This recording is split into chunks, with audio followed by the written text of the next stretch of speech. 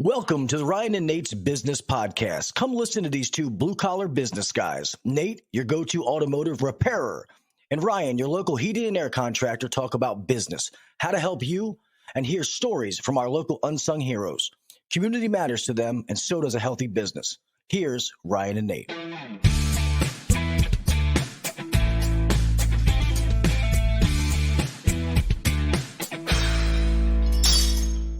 Hey everyone, my name is Ryan and we have Jonathon today on the podcast. What's up, Jonathon? Hello, fellas. Jonathon is the owner of Hands On Painters, a local painting and interior remodeling business in the Halethorpe, Arbutus area in Maryland. Jonathon is a friend of mine. We share a love for bicycles, old trucks, the outdoors, and everything in between. He started this company 25 years ago. And I didn't go over this with you before, Jonathon, but I got this off of your website. So I want to talk a little bit about this. But as far as I understand, if I read it right, you started this company to pay your mom back. Oh, geez. I think we wrote that up 25 years ago. On my first I did my research, man. I went to your website. I was like, I've known this guy for a long time, but I didn't know this story. So we don't have to talk about it, but I put it in here. And so what you guys do, I've seen your work. You make people fall in love with their houses again after you make them beautiful. Thanks for joining us today. You're one of our first people that we're having on the podcast that's a business owner, but that's actually the goal of this whole company. We've done a couple recordings with people, different service providers that we have that we endorse, but the real heart of this podcast is all about local businesses, people that are telling their hero story, hearing about how they started something, and in order to employ people to do their best work. So there's a unique skill set that it takes to run and grow a business. And you've been at this for a while now. So it's one of the reasons why I wanted to have you on. So thanks for joining us. Absolutely. Thanks for having me. Yeah. So tell us a little bit about just your journey so far, like how you got to where it's a big, long story because it's 25 years, but it started with paying your mom back.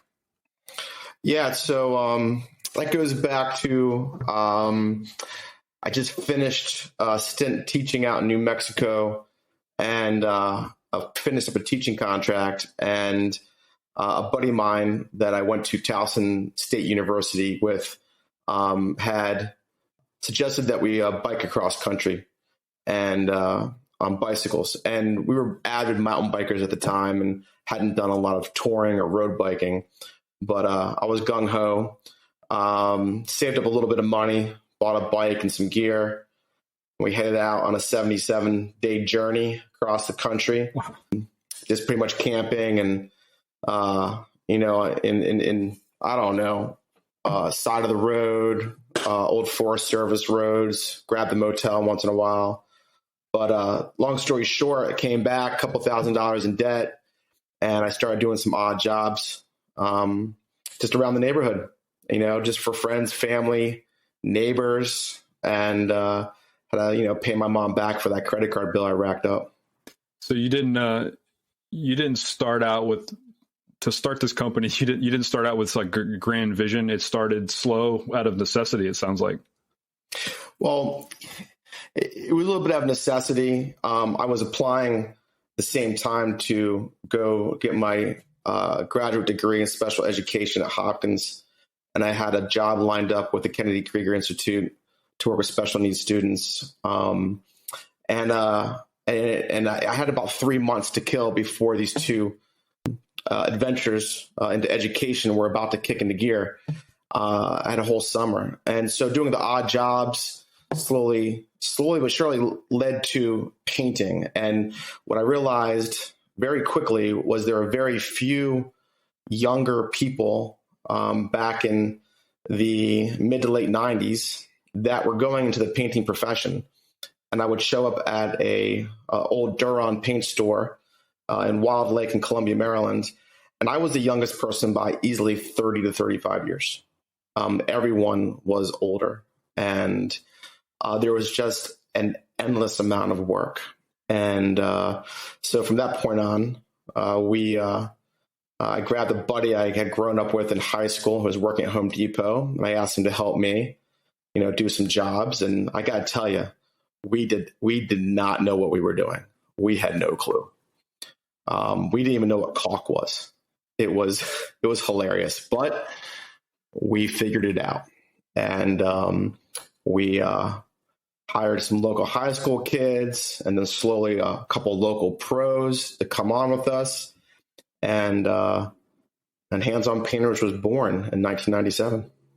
So a lot of people's story is they start all as a technician of, and I use that term in a generic way. The technician starts all by themselves doing something, but it sounded like you started pretty quickly with hiring people.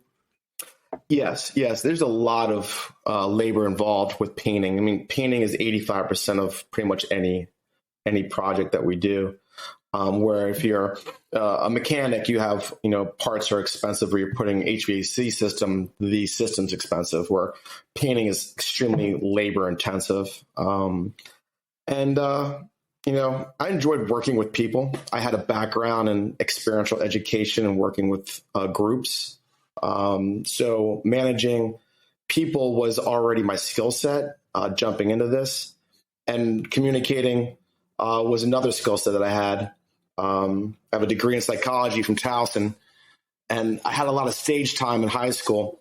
So being on stage or talking to people or communicating came naturally to me. So I quickly, filled that role and making it rain, per se, selling jobs and gathering people to help paint, and kept on moving forward.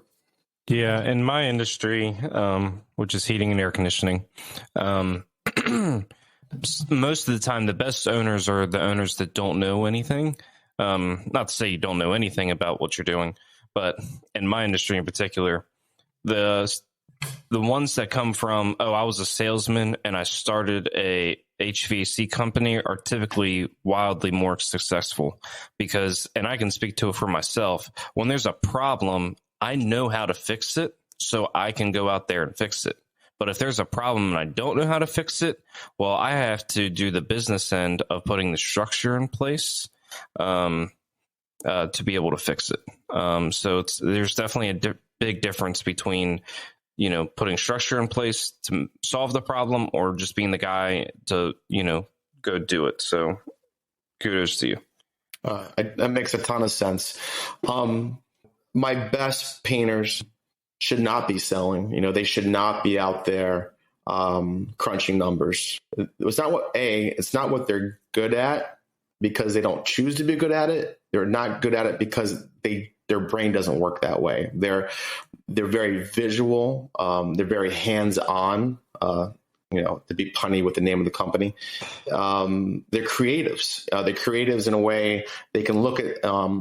If they're doing, a painting or a repair on drywall, or if they're doing some carpentry, they're creative people. And it's almost like, an artist, and they're an artist in their trade. A lot of times that doesn't transmit to someone who communicates well or is great at, figuring out what things cost. And I'm not saying that's impossible, but everyone has, a role. And we try to find good fits for people when they come to the company. Yeah, you've been doing this for a while. So have you run into people in leading them at work where I feel like there's this unsaid expectation that I don't know if it's ever overtly said, but people assume like, oh, those that are doing the technical work, like it's actually like a promotion to move up into management and to move up into sales and then to move up into being an owner of a company.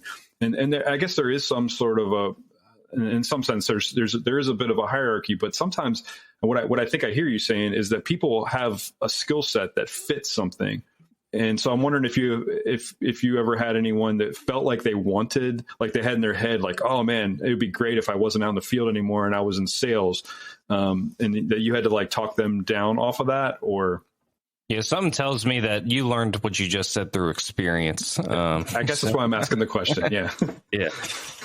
Well, I've had a lot of, I don't say a lot. I've had a strong, handful of guys who have been technicians in the field, that wanted to get into more management positions where they were the lead technician. They were the crew leader, the foreman, the manager, the field manager, whatever you want to call that. And I definitely give them stepping stones to reach that goal. Show me this for the next 2 months. Show me some productive numbers for the next 3 months. And then I'll walk them through, the inner workings of the office and the communication professional and how to communicate professionally. And that does work out, because if someone comes to you and says, hey, I want to do something different than what I'm doing, and I think I can do it, you got to grab onto that. You got to take that person and give them that opportunity, because they will, they get stagnant. They're not going to be happy, or they're going to leave and find someone to give them what they want. And my job is to give everyone what they want, to keep everyone happy. And even at the cost of me being completely miserable sometimes. Because the idea is, if the employees are happy, my clients are happy, eventually at the top of that pyramid, I will be the happiest. Because everyone's doing what they're supposed to. And I will have as little problems as possible. And that's my goal every single day for 25 years. Yeah, so I think sometimes finding the right seat on the bus for people, it can take sometimes a couple tries. You might have that person that says, hey, I think I want to be in management. And then I've always celebrated that person that has come back later going, you know what? Actually, I would actually rather continue to work with my hands. And, for me, I'm coming from the automotive industry. So, I want to go back and turn in wrenches. I have a lot of respect for that. Or you see that person flourish, and they took all those stepping stones. They took your advice and they moved forward, and they took. It's a whole new skill set to be able to manage, to be able to lead, to be able to communicate, and you're not judged. Your productivity isn't judged just by the amount of work that you turn out. It's a little more intangible. You're judged by the way you can create a team at that point when you start to manage. Sure. It's, I also find, I have a pretty good memory, and it's very difficult as a business owner to always be the cheerleader or make the right positive decision, or even just answer someone's question in the right tone of voice. You have to turn off a lot of things that are peripheral come into your day that could persuade you to do the wrong thing or make the wrong decision. One instance, a young painter who had been with us for only maybe about half a year, and we were just coming out of the winter months, and I wasn't ready to give raises to the company for another month or two as we got into our busy season in spring, where I try to give raises out for retention purposes. And this young painter came to me, and he's like, I need more money. And I'm like, oh, buddy, not now. It's 2 months early. I'm not giving any raises out. And I just stopped there.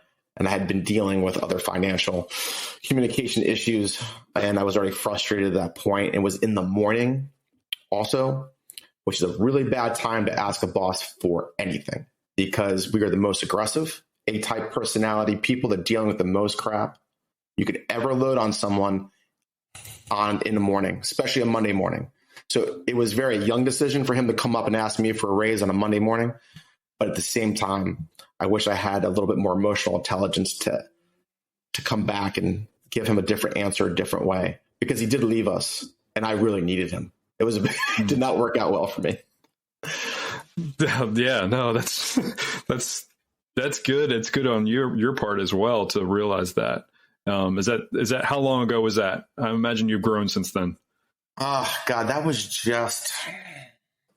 wasn't that long ago. I want to say, I think that was just right after COVID. So we're going just to winter of 2021. And we had a gangbuster year, but I had just paid people out of my pocket to keep them, keep their grocery bills paid during the pandemic. And I just didn't have it, the bandwidth to look at 2021 positively. And we really needed people. but I should have given the kid the raise. Looking back, he had me. Well, that also says something. I thought you were going to say 10 years ago or 15 years ago, but it also says something about you after doing business for 25 years. And, I don't know how you did that, because I know you're only like 35 years old, but, but to still be learning and still be growing and being able to like humbly say like, yeah, I could have handled that better. That's a hallmark of a business owner that's doing well is the ability to learn along the way. And it's sometimes hard to learn from the interactions with immature employees as well, to own your part of it. Well, the older you get, the more camp counselor you become. Everyone's getting a lot younger coming into the company, and you're just getting older. Okay. And I've sometimes described it as being a parent, but I think the camp counselor is probably a little more accurate. Yeah, it could go both ways. Parent, camp counselor. Another thing is, when you have sometimes I've had 3 great employees just leave Hands-On Painters, start their own companies and be competitors, which is going to happen. And, I found that there's some I can kind of persuade not to go off on their own and stay with us. The ones I can't, I keep relationships with and try to make them friendly competitors that we can trade work back and forth with moving forward. Because if they're going to be entrepreneurial, I'm never going to keep them underneath our wings, and I got to let them go. But I want to be like, hey, I've got a job that doesn't fit our bill, but I think it's good for you. Here's that lead. And I want them to turn around and say the same thing to us moving forward. They might have a job that's too big, or they want to partner with us, or they just want to give to us because we gave them some other jobs. So I've been very aware that as businesses mature and people mature, you have to be open to that and not try to fight it, because you can't control everything. It's difficult to control everything. You're going to lose that game. A fish doesn't know that it's in water. And, when you're a younger business owner 25 years ago, compared to now, what is the water that you live in? What is the lens? I mean, people probably come up to you and present a big problem, but like to you, your heart rate doesn't even spike a little bit because of how many years you've had in the business. You've heard everything by now. I guess what I'm asking is, what's next? You've heard all the problems. You've gone through all the employees. You've created a good business structure. What's next for you? Good question. I've thought about this a lot, and next doesn't have to be business driven. Next, for someone in their 50s, needs to be kind of final chapter management. How do I want to spend my next 30 years using it to the best of my ability to make the people around me the happiest? Hands-On Painters can continue as its own entity with less and less involvement from me. My kids are getting to the at age level where they need a father more and more. And my wife, who's been home with 4 children for a very long time, wants to continue with her career. So really, it's a holistic approach for me as a father and a business owner and as a husband to maybe be okay with Hands-On Painters.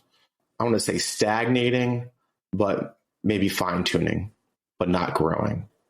Kind of accepting that I'm happy where we are now, and the energies that I have left and time I have left need to be dedicated to other resources that need me the most.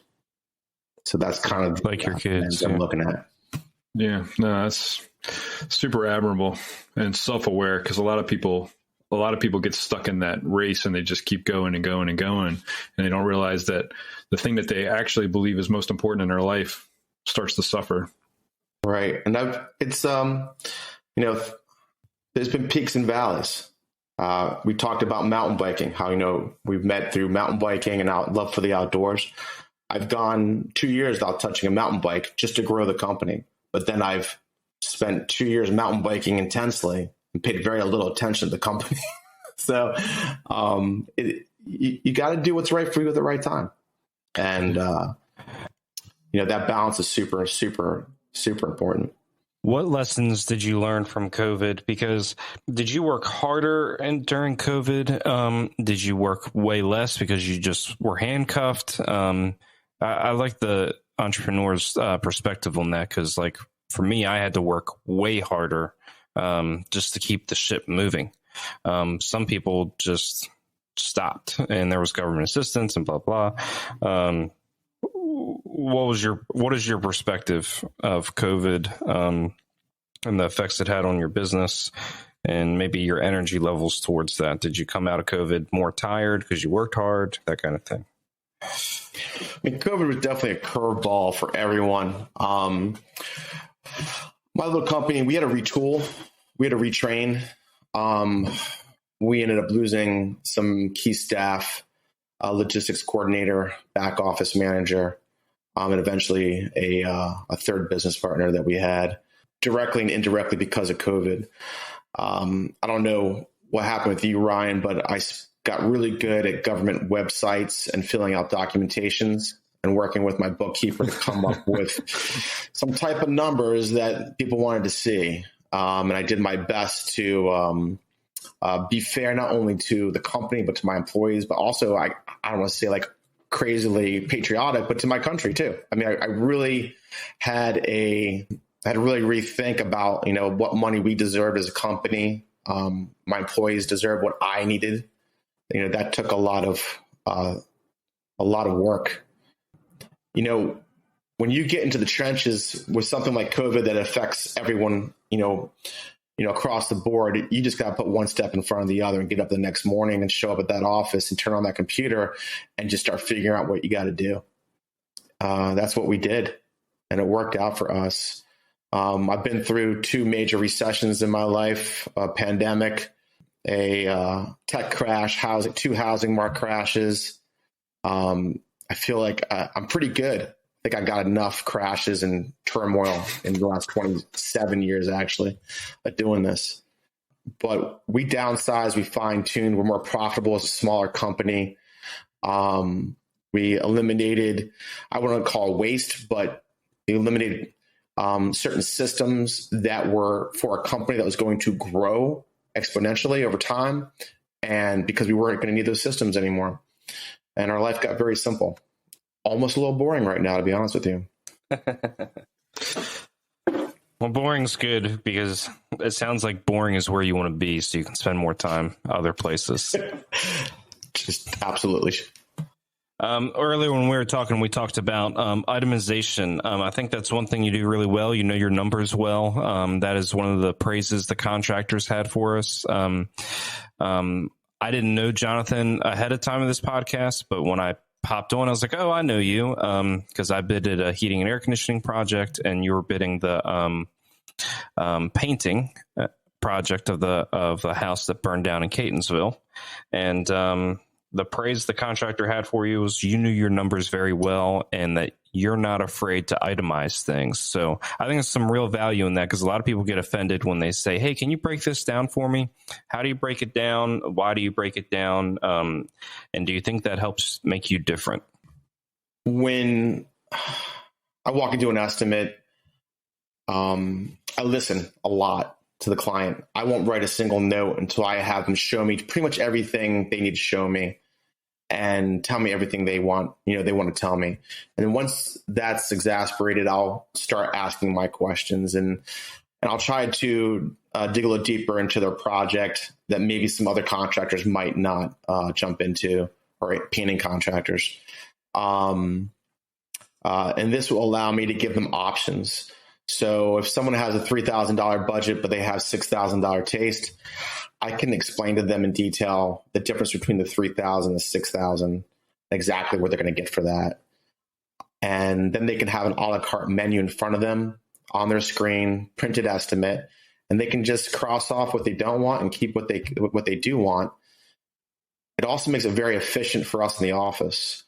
If I've itemized and given them all the information they need, then when they come back with their wish list on that menu I've supplied to them, they can just literally cross off what they want, make their own number. We confirm it, contract set, ready to roll. Guys are rolling in the trucks, showing up at their house to do the work. It's quicker, it's efficient, and it leaves a lot less gray area for assumption and questioning. Do your competitors do that, itemize things, or is it mainly something that makes you different? So my top 5 competitors probably itemize pretty well. I know them. A lot of them are friendly competitors I got to lunch with. We use the same QuickBooks programs. We use the same kind of estimating tools. We've been around a long time. I'm sure they're very good at itemizing.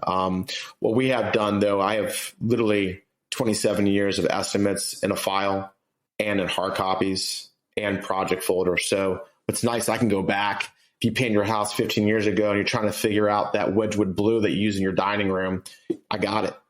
I got that file and I can grab it. Might take a little digging, but I'll get it. And that's one thing that kind of makes me happy when people call back and they're looking for something. I'm like, I'll find it for you. Don't worry. I know you threw that can away. I got you.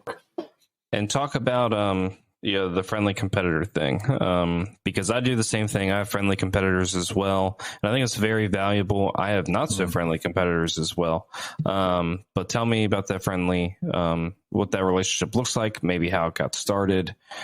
Well, a friendly competitor is someone that's probably I don't want to say of equal size company, but someone who understands that you're going to exist in the same space, so it's better to coexist. I have competitors that we can share employees. If one guy is slow, one guy is busy, with the respect that employee comes back to the initial employer after that time frame. We've given jobs to each other. The best thing is to go out to lunch with a friendly competitor and just have someone to debrief with, because there are very few painting contractors in my world. There's a million lawyers. There's a ton of doctors. There's teachers everywhere. But I got to tell you, there might be 3 painting contractors, and one in particular that I can say we have the same life, and we can just kind of just let it all out and really get it, be like, the good, the bad, the ugly, and it feels good that know someone can is experiencing the same life that you are. So that's the best part of it. A good lunch and a lot of talking. Yeah, that's huge. That's huge in any local business, to be able to have the confidence to say, I'm going to explore a friendship with you. I'm not going to feel threatened by you. In automotive, I love being able to pick up the phone and call the guy, 10 miles down the road and say, hey, there's a tool that I need that I know that you have. Can I come borrow it? And sure. Yeah. Come on down and borrow that tool. And then when we got too busy, we could send work their way, or when in order to have good company culture, there was a couple of years in our business where we just closed down for a whole week to let everyone go take vacation at the same time. And when you close down for a whole week and you're dealing with emergencies from clients, I needed to have a number. It was like, hey, go call my friend down the road here. He can take care of you in a pinch. And that was huge. And to realize that doesn't take away, that adds. Somehow in the grand scheme of things that adds, not takes away from your business. You said something there. It's a little bit of a tangent, but you closed down for a week at the same time so everyone can take a vacation, right? I call that the Chick-fil-A effect, because Chick-fil-A closes down every Sunday, no matter what. Yeah. It is for religious purposes, supposedly, but for whatever reason they do it, I think it's great. I think that every business should have that resting day, that time period where they get a break, they get to walk away from what they do and take care of other needs. If it's rest and relaxation, if it's exercise, if it's doing something with your kids or your house. So I give you a lot of kudos for having a full shutdown week. And that's something I've always wanted to do. Christmas to New Year's has always been the week I've always wanted to do it, but we always had these facilities that needed to be painted because they're shut down also. There's a positive and negative to it, right? Some employees are like, don't tell me what week I want to take my vacation. Because there's so many family logistics that go in. You got the retiree that wants to do something, in the winter with his spouse, and then you got the guy with 3 kids that doesn't want to take any time off during the winter while school's happening. They want theirs during the summer during that specific week. So there's definitely positives and negatives saying that we're going to close down. I think actually when we were bigger and better systems in place, it was just great to give people vacation to use it how you wanted to. As long as you got to get those people that you have to encourage to take that time though. Because what you said is really important. When you take that time, however it is, whether it's a week vacation or it's time off, it sharpens you and actually makes the company better. But then you have those employees that actually need to be encouraged to take the time off because it will make them better, it will sharpen them, and it will help the overall company. So as part of company culture training is just like, take that time, go and do that. My wife's company, she works remote, and all of their employees work remote, and her boss is constantly turning his video camera on and during meetings turning his video camera on, and they realize that he's in Mexico, and he's encouraging them, hey, you work remote, you can work from wherever. Look where I'm working from. Encourages employees to go and do that. You do not have to be held up in your basement like you have been for the last couple of years. Yeah, that's awesome. So we talked earlier, Jonathon, about your last steps and the different view you have. So is your goal to sell the business or to allow it to run itself and pass it off to a kid, allow it run itself and it just dwindles its way down until you're ready? What are you thinking? I can tell you what I don't want to happen. It was the last thing just said, is that it just runs itself and dwindles into, nothing. It just shuts. I'd like the hands-on name to go on, because I think we definitely started something. We started something really great here. We have a really well-run, organized company that services a lot of people, and I don't want that ever to stop. That chapter has yet to be written, only because a lot of things have changed, and even just since COVID. One of my business partners has a young family. He's my age. He's going to be doing this for a long time. I've got some guys in the field that could probably come up in the ranks to more in-house management and logistics, and they're going to need to, because technicians age out of field work, just physically. And that's going to be something that I'm dealing with. I've already dealt with, is an aging technician demographic within my company. Gentlemen, and I say gentlemen because we have, almost all male technicians, but, they came in at 20, 25, and now they're in the late 40s, 50s, because we've been, open so long. And what are they going to do? Because eventually they're going to not be able to load the ladders up and climb as well, and handle the physical constraints of, a job like this. So then there's the part of having, I've got four children. I can't say that I would inspire any of them to take over the family business, but if someone had the entrepreneurial spirit and they showed interest, then I would grab onto that. Okay. And how old are your kids? I've got a 17-year-old daughter who's graduating from high school this year. I've got a 14-year-old son, his freshman year, and I've got twin 11-year-old fifth graders. Oh, wow. So I've still got a ways to go. Sounds like. But hey, I have a degree. Like I said, I have a degree in psychology. I came out of school with no interest ever doing anything in psychology. Teaching. Man, teaching, I was an outdoor experiential education teacher, kind of like outward bound type guy. And I enjoyed being out in the woods, climbing mountains and leading groups of kids around. That was a blast. But, when I got out of that, I just knew there's two things I wanted to do in life. And one was to be an actor or to start a business at the back of my truck. Okay. That was it. They're very different things. And very early in my life, in high school, I was on stage with a woman named Megan Lawrence, who we were doing a chorus line. And she got up and she sang a solo that put chills down my spine while I was on stage with her.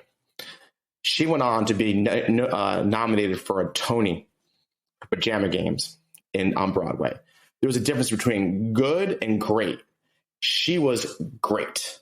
I was barely good. So truck, shovel, back of my truck, start a company. That was definitely in my wheelhouse. Even in college, I knew it. I didn't care what I did in college. I just wanted to get through it. But I was going to start a company doing something. I love doing this podcast because, I've been friends with you for a while. I didn't know your origin story. I didn't know that you were a psychology major that started a business. I didn't know that you sang in a chorus line for sure. I would never have guessed that. I had the monologue. I was not the singer. Okay. Megan was the singer. I was going to ask you if you could close us out with a song or something. That'd be awesome. No. But as we kind of wrap it up a little bit, I just wanted to, I'm sitting here thinking, one is if you had any words of wisdom for someone who's starting a business, or maybe they're one guy in a truck and they're starting to grow, and whether or not this ties in or not, the other thing that was in my mind is what is your current challenges that you're what's the big challenge that you have in front of you right now? So those are two different questions, but that's kind of what I wanted to ask. Let's do this. Let's go back to the guy on the truck. Okay. If you got a truck and a shovel, you got a job. Let's just start with that. You're never going to starve. You're going to have what you need, and you're going to be able to provide. If you hate working for other people, if you want to be your own boss, if you want to live your life on your own terms, start a company. All right. It's not the easiest route. It's harder than many routes. But if that's the way you're going to exist on this planet, pick up that shovel, grab your truck, that computer, that tool, whatever skill set you have, and go out and start your own company. Go find someone that's going to hire you and stick to it. Live and breathe it. Wake up in the morning early, fall asleep on the couch on your computer at night doing work. You do that for 5 to 6 years, you're going to look back 25, 30 years later, and you're going to be really happy that you did that work. Because you're going to be living by a different set of rules than the people around you, the people that have to get up and go work for someone else. And at the end of the day, that's why you do it.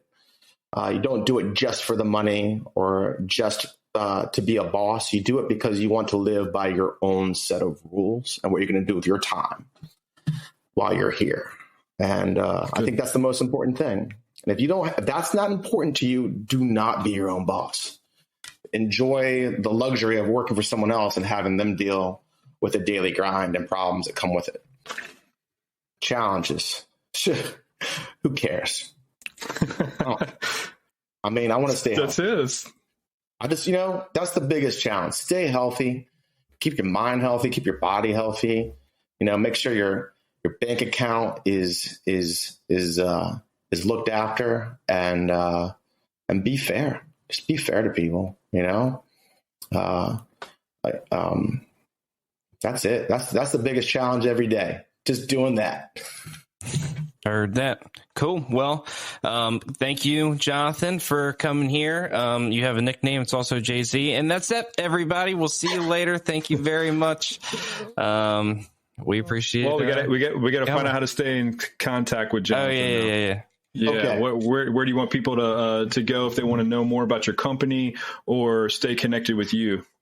You can always go to www.handsonpainters.com and check out our website. can always email us at info@handsonpainters.com. And you could go old school and give us a ring at 410-242-1737. We'd love to hear from you. All right. Awesome, man. I thought you were going to say they could write you a handwritten letter or something. That'd be no. Don't do that. All right, man. Well, thanks for being with us.